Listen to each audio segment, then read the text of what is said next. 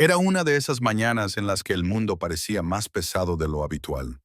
Cuando el aire mismo parecía cargar con el peso de las preocupaciones de un hombre, Evan Malone se secó el sudor de la frente mientras apretaba el último tornillo de la vieja camioneta de un cliente. Tenía las manos ásperas, marcadas por años de trabajo en un pequeño taller mecánico de pueblo. Pero su corazón era más tierno de lo que nadie podría imaginar. No solo reparaba motores para pagar las facturas, intentaba reconstruir una vida que se había desmoronado 2 años atrás, cuando su esposa falleció y lo dejó solo para criar a su pequeño Noah. Ese día, mientras el sol del mediodía ardía sobre la carretera desierta que salía del pueblo, vio algo inusual mientras conducía hacia su casa. Justo después de la curva, cerca del viejo campo de robles, una pequeña figura tropezaba en la carretera polvorienta. Era una niña descalza, con el vestido rosa roto por el dobladillo y el pelo enredado, como si hubiera estado corriendo durante kilómetros. Incluso pisó el freno con fuerza, haciendo chirriar los neumáticos mientras su corazón se aceleraba. No parecía tener más de 7 años, con los ojos muy abiertos y asustados. Si crees que la bondad y las segundas oportunidades pueden cambiar vidas, dedica un momento a dar me gusta, comentar, compartir y suscribirte a Kenneth's Journal, porque lo que sucedió a continuación demostró que incluso los pequeños actos de compasión pueden reescribir destinos. Salió lentamente de su camioneta. Con cuidado de no asustarla, la niña se quedó paralizada, apretando contra su pecho un osito de peluche gastado. Eh, le dijo suavemente, aunque su voz temblaba de preocupación. No pasa nada, cariño. No te haré daño. ¿Te has perdido? Sus labios temblaron y tras un momento susurró, no encuentro a mi mamá. Las lágrimas le corrían por las mejillas mientras intentaba volver a hablar, pero rompió a llorar. Se arrodilló a su lado, con el corazón encogido al verla. El sol pegaba fuerte y ella parecía agotada, con los piececitos arañados y llenos de ampollas. Evan abrió la puerta del copiloto y la ayudó a entrar con delicadeza. Le ofreció una botella de agua que había en la guantera y ella la bebió a sorbos, temblando. ¿Cómo te llamas?, le preguntó en voz baja. Entre hipos, ella murmuró, Lela. La comisaría local estaba a 20 minutos, pero algo en el interior de Evan le decía que se trataba de algo más que un simple caso de niña perdida. Había algo en su mirada. No solo miedo, sino también confusión, como si hubiera visto algo que no podía explicar. De todos modos, condujo directamente hasta allí, informó de su hallazgo y dio todos los detalles que pudo. Pero después del papeleo y las preguntas, el agente le dijo que aún no habían recibido ninguna denuncia de una niña desaparecida llamada Leela. La mantendremos aquí, dijo el ayudante del sheriff, solo hasta que sepamos algo. Pero cuando Evan se dio la vuelta para marcharse, Lila se aferró a su brazo y le dijo llorando, por favor, no te vayas. No quiero quedarme aquí. Algo dentro de él se rompió. Quizás fue porque vio el rostro de su propio hijo en el de ella, el mismo miedo impotente. Así que, tras convencerlo, el agente le permitió quedarse con ella esa noche, prometiéndole que le llamaría en cuanto supieran algo. Esa noche, la casa de los Malone, pequeña, chirriante y con un ligero olor a aceite de motor, se llenó de nueva vida, con un animado niño de 6 años que conectó al instante con Leela gracias a su amor compartido por los coches de juguete y los sándwiches de mantequilla de cacahuete. Ann cocinó pasta, la que siempre preparaba cuando andaban escasos de dinero, y escuchó mientras Leela le contaba fragmentos de su historia. Su madre la había dejado en un gran hotel, luego se fue a hablar con alguien, pero nunca regresó.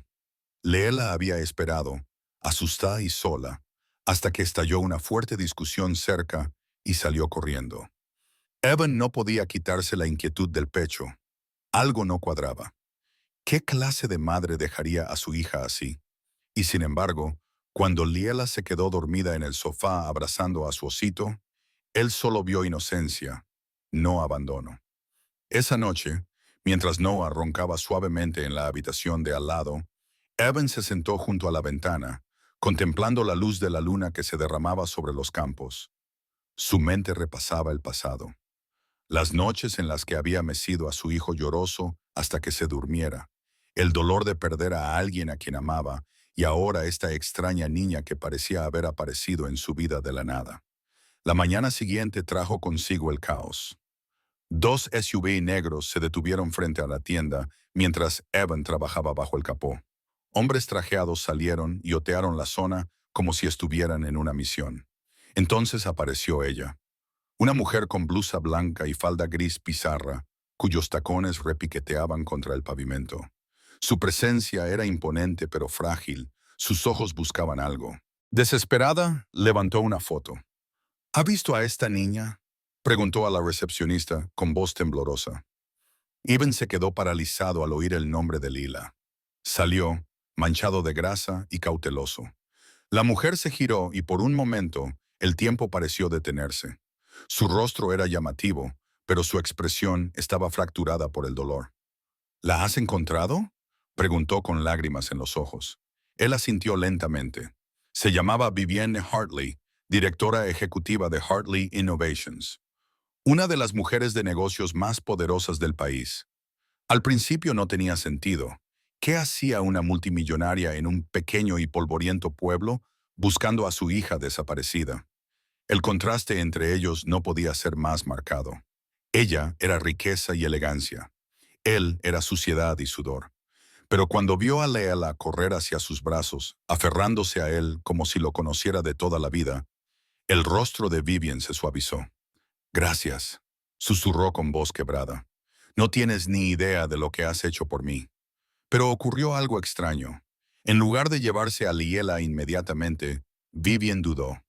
Observó a la niña interactuar con Noah, riendo, persiguiendo burbujas en el jardín, y había una sombra de tristeza en sus ojos.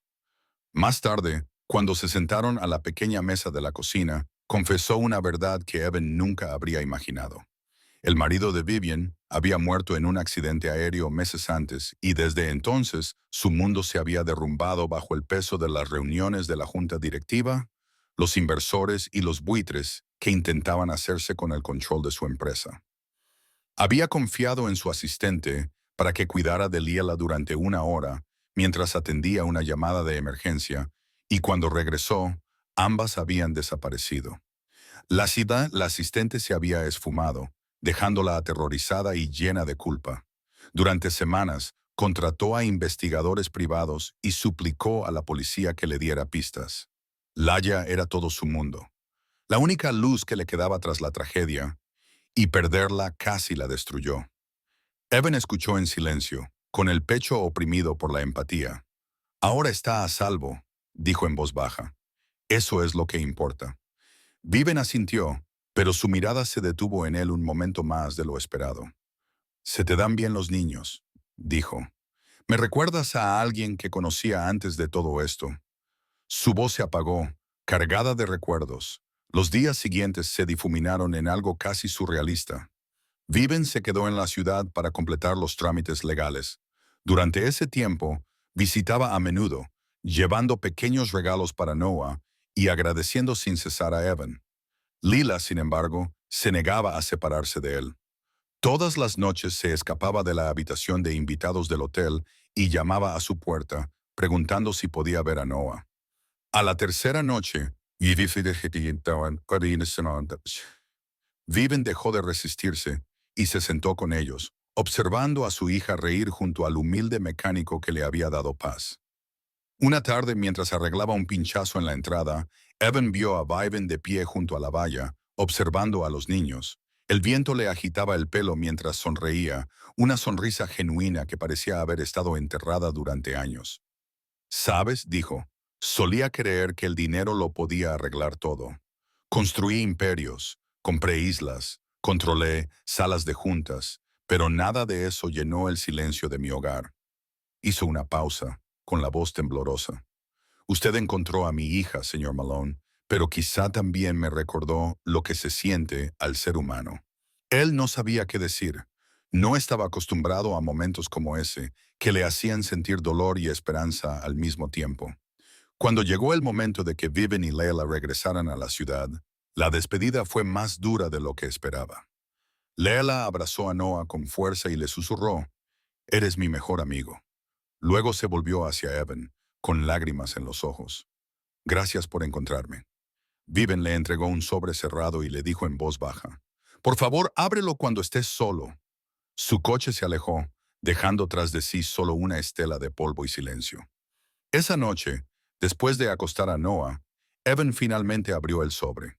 Dentro había una nota escrita a mano y un cheque. Una suma tan grande que le hizo temblar las manos. Pero las palabras que había debajo importaban más que el dinero. Algunas deudas no se pueden pagar con dólares. Me has enseñado lo que es el verdadero cariño, algo que mi riqueza nunca podría comprar.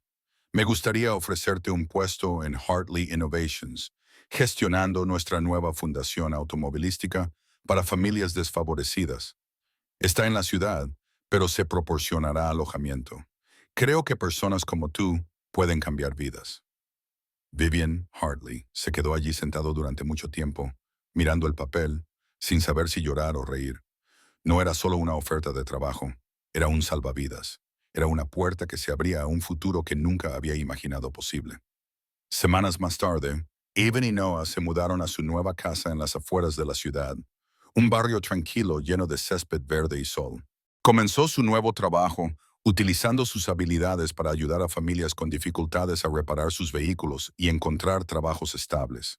Leela lo visitaba a menudo con su madre, y cada vez que corría a sus brazos se sentía menos como un reencuentro y más como una familia. El vínculo entre Vivian y Evans se hacía más profundo cada día que pasaba. No era un romance de cuento de hadas. Todavía no, solo un entendimiento silencioso, una conexión nacida del dolor y la curación. Dos personas destrozadas que habían encontrado la luz a través de la inocencia de una niña. Y una tarde, mientras los niños jugaban bajo un amplio cielo azul, Viven se volvió hacia él con una sonrisa. No solo has encontrado a mi hija, Evan, dijo en voz baja, también me has encontrado a mí. Si esta historia te ha llegado al corazón, dedica un momento a darle a me gusta, compartirla y suscribirte a Kenneth Journal. Porque en un mundo que a menudo parece frío, tu amabilidad puede mantener vivas historias como esta. Comenta a continuación. ¿Crees que el destino une a las personas por una razón? Y a veces, solo a veces, un pequeño acto de compasión puede cambiar más de una vida. Puede cambiar el mundo.